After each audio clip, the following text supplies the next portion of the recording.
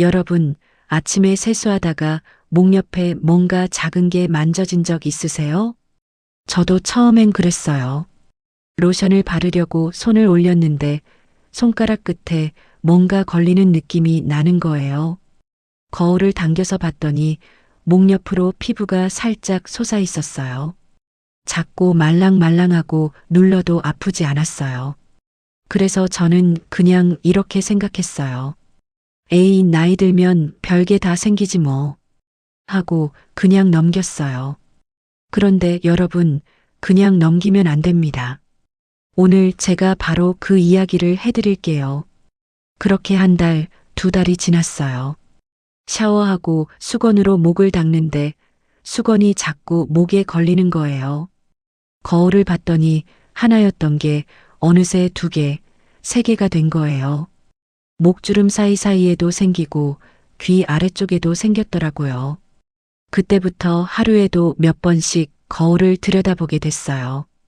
손으로 하나하나 만져보면서 이게 대체 뭔가 하고 걱정이 되기 시작했죠. 아프지는 않아요. 근데 이상하게 자꾸 신경이 쓰이는 거예요. 여러분도 이런 경험 있으시죠? 평소에 즐겨하던 목걸이를 하려고 걸었는데 목걸이 고리가 딱 그 부위에 걸려서 앗 하고 인상을 찌푸리게 되는 거예요. 낮에는 셔츠 깃이 목에 닿을 때마다 살짝살짝 쓸리고요. 그러다 보니 여름인데도 외출할 때마다 스카프를 찾게 됐어요. 아프지도 않고 건강에 큰 문제도 아닌데 이 작은 게 하루에 몇 번씩이나 신경을 건드리는 거예요. 그때 제가 깨달았어요. 이거 그냥 넘길 문제가 아니구나. 어느 주말에 딸이 집에 왔어요. 같이 밥을 먹다가 딸이 제 목을 보더니 이렇게 말하는 거예요. 엄마, 목에 뭔가 많이 생겼는데요? 피부과 한번 가보는 게 어때요? 저는 아니야, 아프지도 않아. 나이 드니까 생기는 거겠지. 했거든요. 그런데 그날 밤 혼자 거울 앞에 서서 목을 다시 봤을 때 딸의 말이 자꾸 머릿속에 맴도는 거예요. 우리 어르신들이 이런 거 발견해도 그냥 넘기는 경우가 많잖아요. 별거 아닐 거야. 병원까지 가야 하나 귀찮기도 하고. 저도 그랬어요. 그런데 그날 이후 처음으로 이 작은 돌기에 대해 진지하게 알아보기 시작했습니다. 스마트폰을 열고 검색했어요. 목에 작은 살 돌기, 나이 들면 목에 생기는 것. 여러 결과 중에 딱 눈에 들어오는 단어가 있었어요. 바로 쥐저지였어요. 이게 쥐저지야? 쥐저지의 정식 의학 명칭은 연성 섬유종이에요. 피부 표면에 작게 돌출되는 양성 종양인데 다행히 대부분의 경우 건강에 직접적인 위협은 없다고 해요. 그 말을 보는 순간 솔직히 좀 안심이 됐어요. 이름을 안다는 것만으로도 두려운 느낌이 절반은 사라지더라고요. 여러분도 걱정부터 하지 마시고 일단 이게 뭔지 정확히 아는 것부터 시작하세요. 쥐저지 왜 생기는지 제가 알아본 내용을 정리해 드릴게요. 첫 번째는 나이입니다. 나이가 들수록 피부 탄력이 떨어지고 진피 조직이 느슨해지면서 피부 일부가 돌출될 수 있어요. 40대 이후부터 많이 생기기 시작하고 6070대에는 더 흔하게 나타나요. 두 번째는 마찰이에요. 피부가 피부와 자꾸 닿거나 옷이 반복적으로 스치는 부위에 잘 생겨요. 그래서 목, 겨드랑이, 가슴 아래, 허벅지 안쪽에 많이 나타나는 거예요. 세 번째는 체중과 대사예요. 체중이 늘었거나 혈당 수치가 높은 분들한테서 더 많이 발생한다는 연구도 있어요. 네 번째는 유전적인 경향이에요. 가족 중에 비슷한 분이 계시다면 본인도 생길 가능성이 있어요. 원인을 알면 이상하게 덜 무서워지더라고요. 여러분, 솔직하게 여쭤볼게요. 아프지도 않고 큰 병도 아닌 걸 알면서도 왜 이렇게 자꾸 신경이 쓰일까요? 저도 그게 이상했어요. 의학적으로 별거 아니라는 걸 알겠는데 거울을 볼 때마다 눈이 딱 거기로 가고 나 많이 늙었구나 하는 생각이 드는 거예요. 쥐젖 하나 때문에 외출이 꺼려지고 예쁜 옷을 못 입게 되고 거울 보기가 불편해지는 마음 절대 사소한 게 아니에요. 저는 그때 이렇게 생각했어요. 내가 이걸 부끄러워할 필요는 없지만 그렇다고 그냥 모른 척해도 안 되겠구나. 피부과에서 쥐젖을 제거하는 방법은 크게 세 가지예요. 첫 번째는 냉동요법이에요.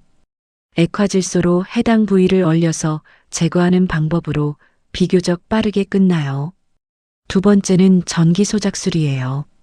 미세한 전류로 태워서 없애는 방법이고요. 세 번째는 레이저 치료인데 쥐젖 부위만 정밀하게 제거할 수 있어요.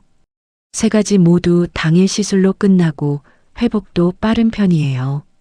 다만 미용 목적으로 분류되다 보니 건강보험이 안 되는 경우가 많아요.